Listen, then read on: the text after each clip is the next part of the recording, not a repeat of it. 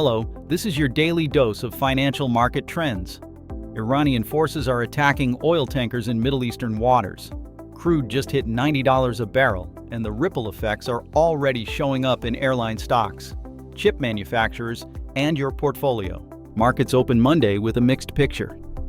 The S&P 500 climbed 0.3% to close at 7484, while the Nasdaq outpaced with a gain of more than 0.5%, reaching 25,663. The Dow lagged slightly, essentially flat at 52,131. The VIX dropped over 5%, suggesting traders are feeling a bit less anxious than Friday, while the 10-year Treasury yield ticked up to 4.57%. Let's talk about what's actually moving today. Apple is catching attention across the market right now, and not for good reasons. The stock dropped nearly 1.5%, and discussion around the name has absolutely exploded in trading communities. With earnings on the horizon and some geopolitical crosswinds building, investors seem to be repositioning ahead of the report. When you see this kind of conversation surge paired with a down day, it usually means people are reassessing their thesis in real time. Meanwhile, AMD is having the opposite kind of Monday. Shares rallied over 3% after Microsoft announced they're expanding their long-term partnership, specifically deploying next-generation AMD Instinct accelerators and EPIC processors across their infrastructure. This is a meaningful win in the data center wars, especially as cloud providers lock in their AI infrastructure roadmaps for the next few years.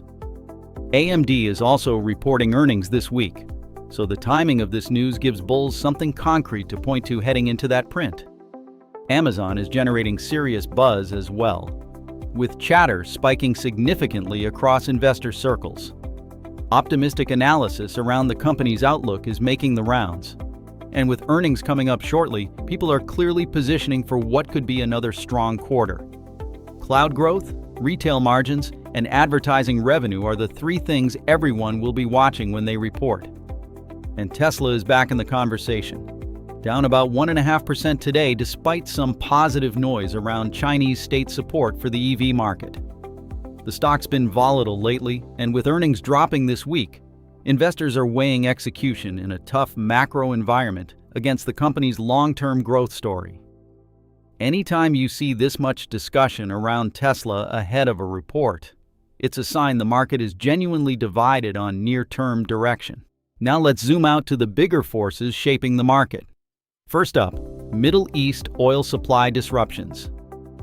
Iranian military actions against tankers have pushed crude to $90 a barrel, and that's creating immediate supply chain concerns and inflationary pressure across global energy markets.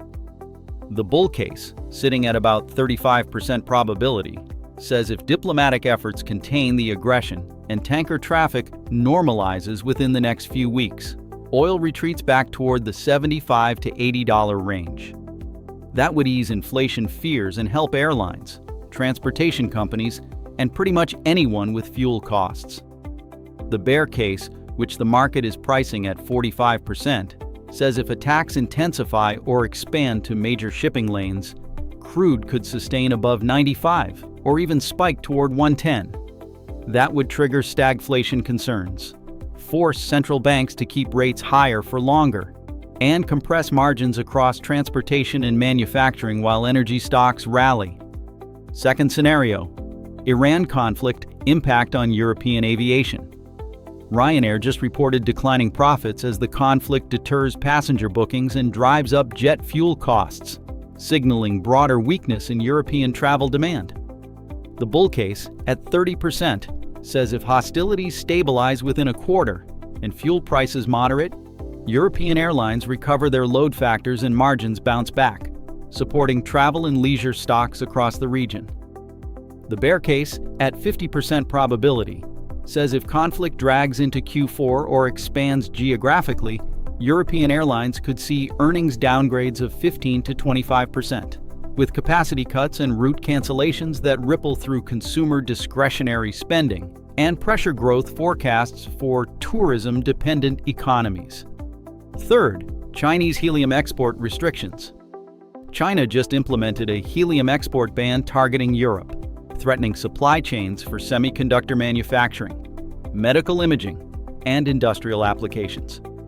The bull case, at 40%, says if European and US helium production scales up quickly, or China exempts critical industrial uses within 6 months, semiconductor and medical device makers secure alternative sources and absorb modest cost increases without major disruptions. The bear case, at 35%, says if China holds firm and alternatives can't scale before Q4, semiconductor fab utilization in Europe could drop 10 to 15%, extending lead times and forcing revenue guidance cuts across the tech hardware sector, while medical equipment shortages strain healthcare systems.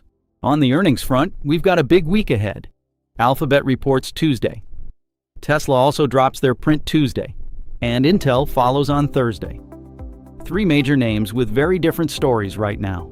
Earnings season heats up this week with Tesla and Google both reporting Tuesday, followed by Intel on Wednesday. These 3 will give us critical reads on EVs, cloud demand, and chip sector health heading into the back half of summer. 5 things worth watching from here. 1. Streaming sector volatility is back in focus. Netflix's sharp drop raises questions about whether subscription fatigue is real, or if this is just normal earnings noise. 2. Energy markets are pricing geopolitical risk premium again. With Hormuz tensions and OPEC dynamics both in flux, oil price swings could dominate sentiment in the weeks ahead. 3. Mega-cap tech faces a credibility test this earnings season. Microsoft, Google, and others need to show that AI investments are translating to actual revenue growth, not just hype. 4. The housing market is cooling but not crashing. Inventory is normalizing, and price growth has stalled, which could create opportunities for patient buyers, but headwinds for homebuilders and related sectors. And 5. Fed policy remains the wild card. Balance sheet reduction and potential leadership changes mean financial conditions could tighten faster than markets currently expect. As always, this is educational content, not financial advice. Do your own research and consider your risk tolerance before making any investment decisions.